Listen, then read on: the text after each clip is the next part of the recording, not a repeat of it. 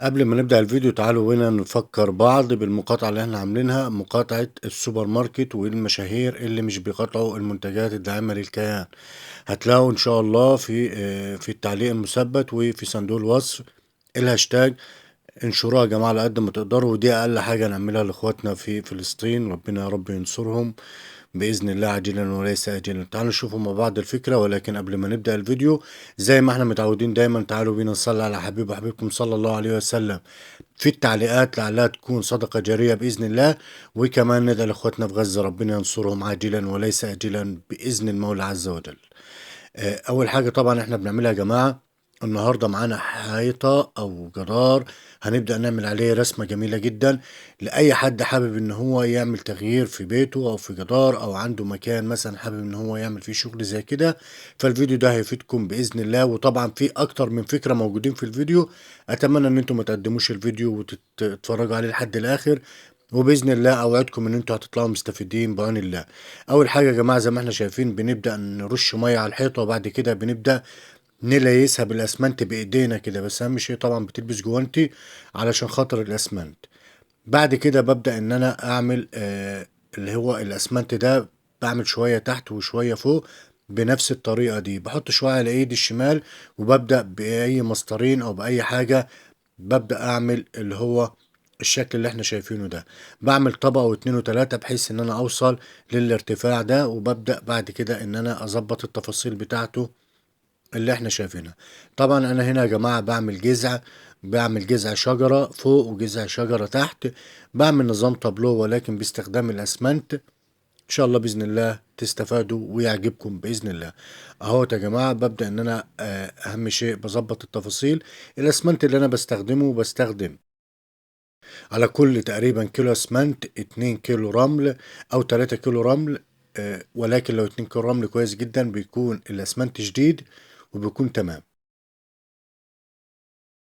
القوام بتاعه التماسك بتاعه بيكون معايا مية مية، ما بيبقاش فيه مثلا رمل كتير فبالتالي بيكون ضعيف او كده، لا هو بيكون مظبوط ومية مية. ببدأ بعد كده ان انا اعمل طبقة تانية بعد ما ظبطت التفاصيل اللي احنا شايفينها دي. بعمل كمان طبقة تانية علشان تكون عبارة عن لحي الشجر اللي بيكون موجود على الشجرة نفسها أو على الجذع نفسه، لأن الجذع بيبقى طبعا عليه لحي كده أو الطبقة اللي بتكون عليه من بره. فهي دي اللي احنا بنعملها دلوقتي.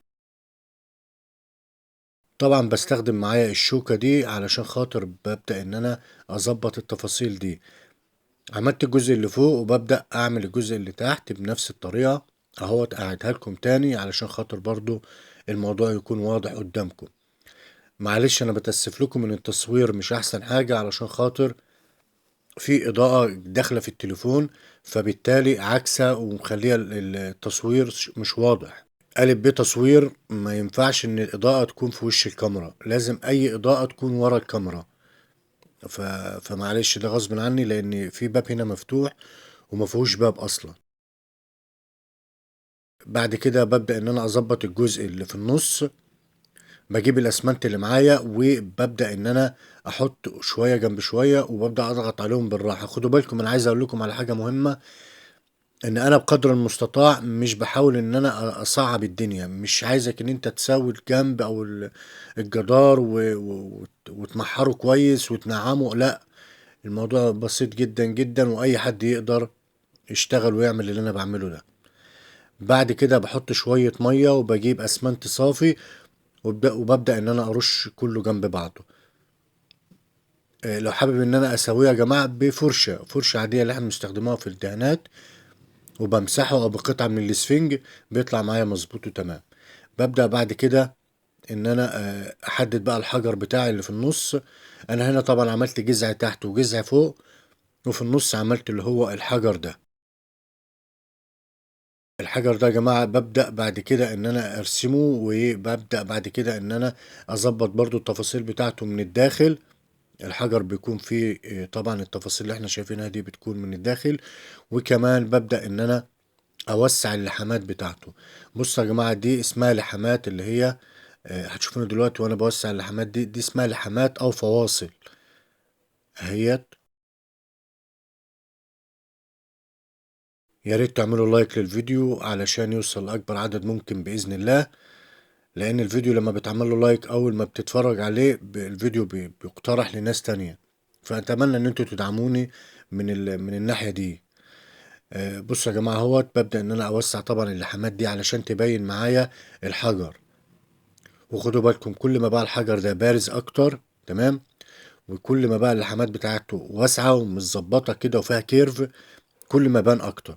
ببدأ بعد كده اسيبه ينشف يوم كامل، وبجيب اللي هو الدهان بتاعي الاسود ده، دهان مائي عادي، دهان مائي عادي، دهان اللي هو الاوراتول. اخدت الارضية بتاعتي كلها باللون الاسود، طبعا خففته يا جماعة بالمية الاول علشان مش عايز لون اسود صريح، يعني عايز لون اسود يفتح معايا بعد كده. وابتديت ان انا اظبط معايا باللون اللي هو الحمصي ده وباللون اللي هو البيج اهو. وظبطت اللي هي التفاصيل او الحاجات اللي انا عملتها اللي بتكون في جذع الشجر دي.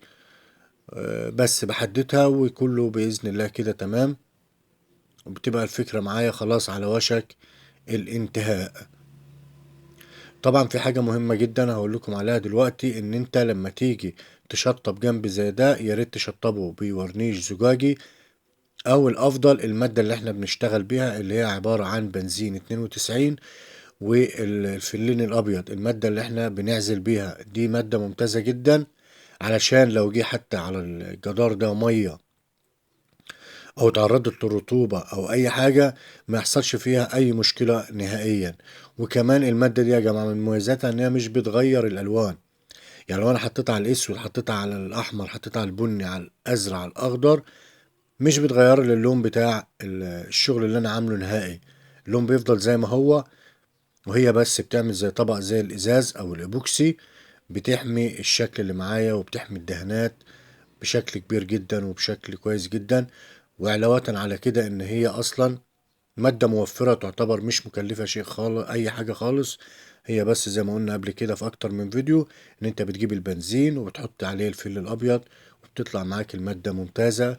وان شاء الله اسيب لكم الفيديوهات في وصف الفيديو اهوت. بعد ما خلصت بجيب بعد كده اللون معايا اللي هو الطوبي او اللون البني، وببدأ اخد البروزات. اهم حاجة يا جماعة بعد ما بنخلص بشطب باللون الابيض، يعني بحدد الشغل معايا كله والتفاصيل معايا كلها باللون الابيض علشان تظهر معايا التفاصيل اكتر. معلش يا جماعة زي ما قلت لكم التصوير مش احسن حاجة، بس ده المتاح، فاعذروني يعني. بعد ما خلصت انا استخدمت اللي هو الورنيش المائي، لان ما كانش عندي المادة دي كانت خلصت، واستخدمت الورنيش المائي علشان اصور الفيديو وانزله على طول. لكن بعد كده اقدر استخدم على الورنيش المائي، اقدر استخدم عليه المادة، مفيش اي مشكلة خالص. ولكن طبعا من عيوب الورنيش المائي ان لو جه عليه مية بيبوظ او بيطوس يعني، او لونه بيبهت او بيعمل لون تاني. زي ما احنا شايفين يا جماعة شغل جميل جدا بسم الله ما شاء الله، تقدر تنفذه على اي مكان.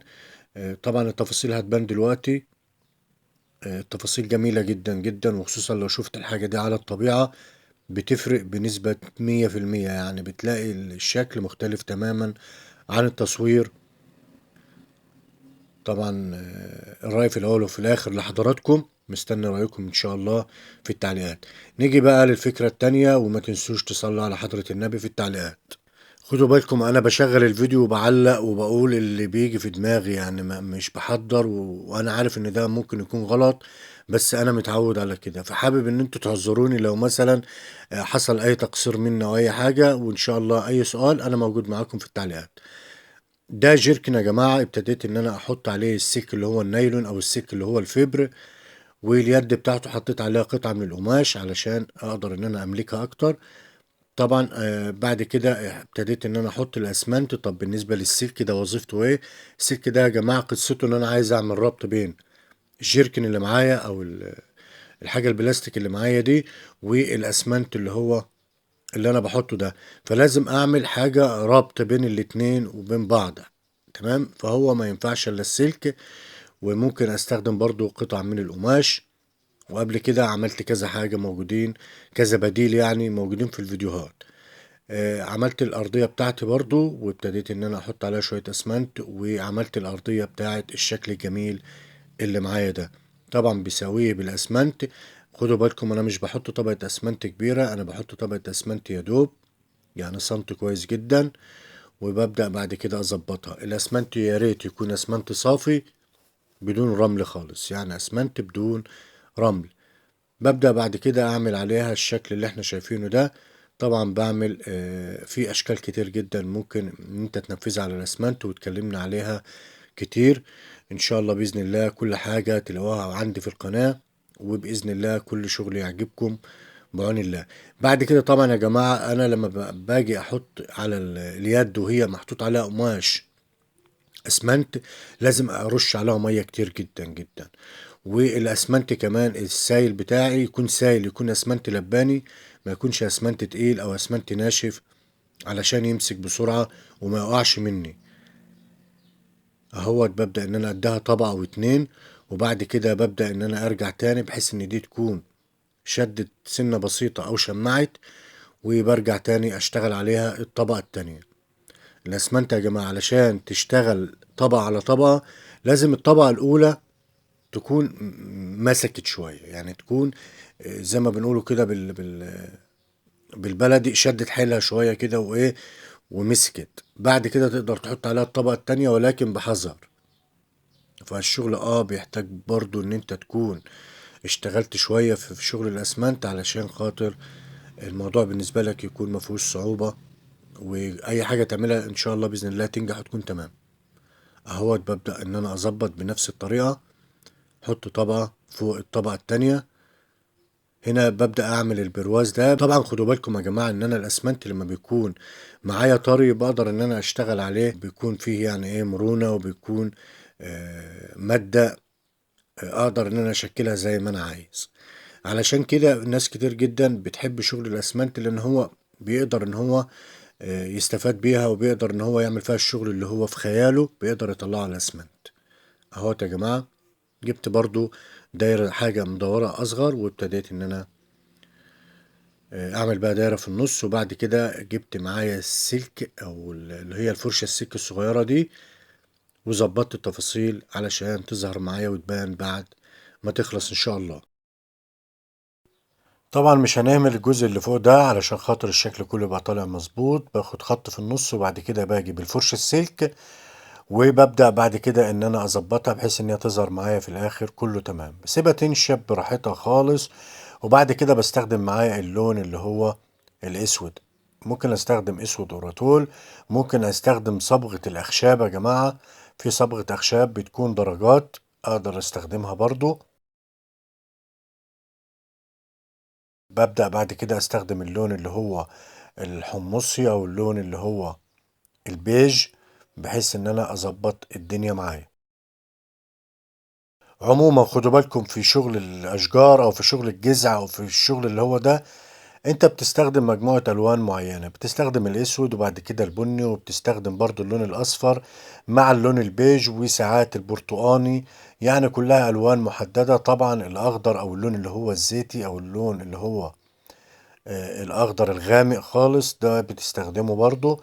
ففي الوان معينة، مش بتستخدم الوان كتير في اللي هو التصميمات او النماذج اللي هي بتكون الفينش بتاعها بيكون شجرة او بيكون جذع، علشان تجيب الشكل الطبيعي بتاعها. بعد كده استخدمت المادة الجميلة اللي معايا، والمادة دي يا جماعة بتكون عبارة عن التنر الحار او التنر الفرن، وحطيت عليه فل ابيض وبعد كده استخدمته. ولكن انا بستبدلها بالبنزين ال 92 والفل، لان التنر غالي جدا جدا. الفكرة بعد ما خلصت يا جماعة جميلة جدا، تقدر تستخدمها برضو على الصيص زرع طبيعي ممتازة، وتقدر تستخدمها كديكور، وكمان تقدر تستخدمها كفازة ممتازة جدا جدا، والفينش حاجة محترمة. طبعا يا جماعة التفاصيل أهم شيء، لأن التفاصيل في الآخر هي اللي بتظهر جمال العمل اللي معايا. طبعا احنا معانا كمان كذا فكرة في الفيديو. أتمنى إن انتوا تتابعوا الفيديو للآخر، وما تنسوش تعملوا لايك وتصلوا على حبيبي وحبيبكم صلى الله عليه وسلم. وطبعا تدعوا لإخواتنا في غزة بإذن الله النصر عمن قريب. جميل جدا الشكل اللي معايا، وتقدر ان انت تعمل اعادة تدوير ممتازة لاي جيركن عندك. وتعالوا نشوف الفكرة الجميلة دي. وده كان كرسي عندي موجود. طبعا الفكرة دي يا جماعة ممكن تكون ناس شافتها، هي كانت موجودة عندي على القناة ولكن ما خدتش طبعا فرصتها، لان الفكرة ممتازة جدا جدا. فحبيت ان انا اعرضها عليكم تاني وتقولوا لي رأيكم للناس اللي ما شافتهاش. اللهم صل على النبي. اول حاجة يا جماعة بنبدأ ان احنا نجيب الكرسي البلاستيك ده. ابتديت ان انا ارفعه شوية او اطول الرجول بتاعته شوية بحيث ان هي تنفع معايا في الشكل اللي هعمله. بعد كده شلت اللي هي الفواصل اللي في النص. جبت اللي هو السلك، ممكن استخدم معايا السلك النايلون، ولكن انا حبيت هنا استخدم السلك اللي هو الحديد ده او المحمل، علشان يبقى يعني ماسك شوية ويجيب معايا التفاصيل اللي انا محتاجها بكل سهولة. طبعا ببدأ ان انا اجمع معايا السلك وبربطه بسلك رباط. طبعا السلك ده يا جماعة اللي هو السلك بتاع الشبابيك اهو. بعد ما خلص ابتديت برضو ان انا احط معايا اللي هو الفل الابيض في النص تحت، بحيث ان انا اخد بس حيز، وكمان عشان تمسك معايا بعد كده في الاسمنت. عملت طبعا معجونة الاسمنت معايا، وبتكون عبارة عن اسمنت ورمل، ويفضل تكون اسمنت بس. ولكن قول اسمنت ورمل، لو عملناه باسمنت ورمل كعملية توفير يعني هتستخدم واحد لواحد، واحد رمل لواحد اسمنت. وبعد كده ابتديت ان انا اجلد او ابتديت ان انا اغلف الشكل معايا بالاسمنت بالطريقة اللي احنا شايفينها دي. طبعا انا هنا بحط بس الاسمنت وبثبته بايدي. انا محتاج التأثير ده يا جماعة. انا دلوقتي مش هشتغل بمسطرين او بمعلقة او لا، انا هشتغل بايدي، لان انا محتاج التأثير ده. خدوا بالكم، عايز اقول لكم على حاجة مهمة. الشغل ده يا جماعة في حاجات بسيطة جدا ولكن بتفرق جدا في الاخر. يعني انا لو اشتغلت دلوقتي بالمسطرين وابتديت ان انا اظبط الدنيا واسويه، هيطلع شكل مختلف تماما. لو اشتغلت بايدي هيطلع شكل تاني خالص. خدتوا بالكم؟ انتوا متخيلين لو اشتغلت بايدي غير ما اكون لابس جوانت بيطلع شكل تاني برضو. التفاصيل الصغيرة والحاجات البسيطة دي هي اللي بتظهر في الاخر. هو طبعا انا ظبطته من الداخل وسبته ينشف براحته يوم كامل. وبعد كده ابتديت ان انا اقلبه او اعدله كده بحيث ان انا اديله بقى الطبقة بتاعتي اللي هي من بره. طبعا ده لازم يتعمل على مراحل، او شغل الاسمنت يا جماعة بشكل عام بيتعمل على مراحل. ليه بقى؟ لان انا بعمل مرحلة واسيبها تنشف، لان انا في حاجات ما ينفعش ان انا اشتغل عليها على طول بالاسمنت بشكل مباشر. اسيبها تنشف وبعد كده اعمل المرحلة اللي بعدها اهوت. زي ما احنا شايفين. ان شاء الله بإذن الله الفكرة دي ممتازة جدا جدا وان شاء الله تعجبكم. اهو ببدأ ان انا اجلد الرجول بتاعتي. ولما اجي مثلا احرك الكرسي ده وانا بجلده بالاسمنت، تكون ايديا برضو واخد بالي اشيل برضو من تحت كده والف واحدة واحدة، بحيث ان الاسمنت بتاعي ما يقعش، لان هو طبعا بيبقى محتاج ان هو يفضل شوية عبال ما ينشف. بعد كده عملت الجزء اللي فوق، او عملت القرصة اللي فوق علشان خاطر اظبطها. هنا انا بشتغل بشكل عشوائي، انا بحط اسمنت واثبته بس بايدي كده. بعد كده جبت قطع من الاسمنت وابتديت ان انا اظبط التفاصيل الجميلة اللي معايا. طبعا حضرتك انت بعد ما تشوف الفكرة دي ان شاء الله هتدور على كرسي عندك علشان تعملها. ده انا متأكد منه، لان طبعا الفكرة جميلة. وبعدين طبعا لو اي كرسي عندك مكسور تقدر ان انت تعمل له اعادة تدوير، او حضرتك تقدر تعمل له اعادة تدوير بنفس الطريقة دي، وهيكون كرسي ممتاز جدا جدا. او ترابيزة، ولكن طبعا هتكون ثابتة. ممكن تتحط في الجنينة، تتحط مثلا في البلكونة، تتحط في مدخل البيت، في اي مكان، بحيث ان هي تكون ثابتة وتقدر تستخدمها بشكل كويس، او تكون تستخدمها بشكل عملي. هو الكرسي طبعا بيتشال ويتحط مفيش اي مشكلة، ولكن بيكون تقيل شوية، لانه طبعا فيه اسمنت كتير. فكل حاجة بيكون لها مكانها يعني. اهوت نفس الموضوع. بقدر المستطاع بحاول ان انا اظبط التفاصيل واجيب تفاصيل الجذع بتاع الشجرة من تحت، بحيث ان هو يظبط معايا. مهم جدا ان انت بعد ما بتخلص بتبدأ ان انت تبل ايدك شوية مية، وبالجوانت كده بتبدأ تمسح عليه بالراحة كده، بحيث ان انت ما تضيعش التفاصيل، وفي نفس الوقت تعمل برضو تنعم الارضية بتاعتك قدر المستطاع. لان هنا محتاج التأثير ناعم، مش محتاج ان هو يكون خشن زي الشغل التاني اللي احنا بنعمله اهوت. هنا برضو القرصة بتبدأ ان انت تنعمها، ومهم جدا ان حضرتك تتأكد ان القرصة دي مستوية يعني زي بعضها، مفيش حتة عالية وحتة واطية، علشان لو حطيت مثلا عليها صينية، حطيت عليها كوباية شاي كلام من ده، فما تميلش بناحية يعني تبقى مظبوطة.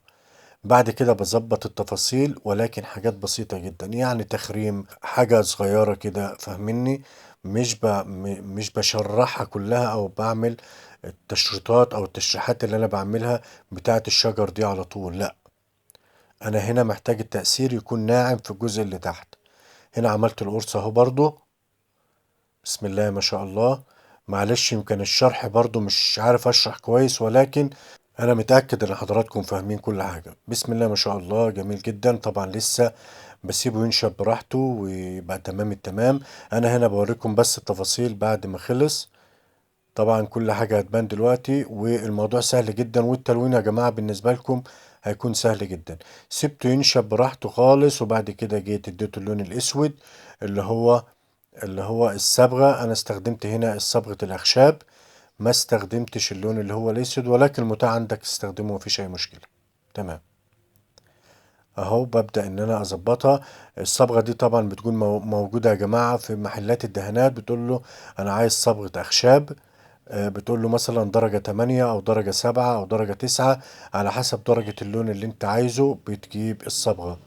لان طبعا في فاتح وغامق، وكل لون بيكون ليه درجة او بيكون ليه رقم. طبعا انا هنا يا جماعة بستخدم 3 الوان، هو اللون واحد ولكن 3 درجات. تمام. اللون اللي هو الحمصي بشتغل باللون اللي هو الغامق خالص، وبعد كده اللون الفاتح شوية، وبعد كده اللون الفاتح خالص. تمام. ده بشتغل بنفس الطريقة دي برضو على النموذج اللي معايا ده.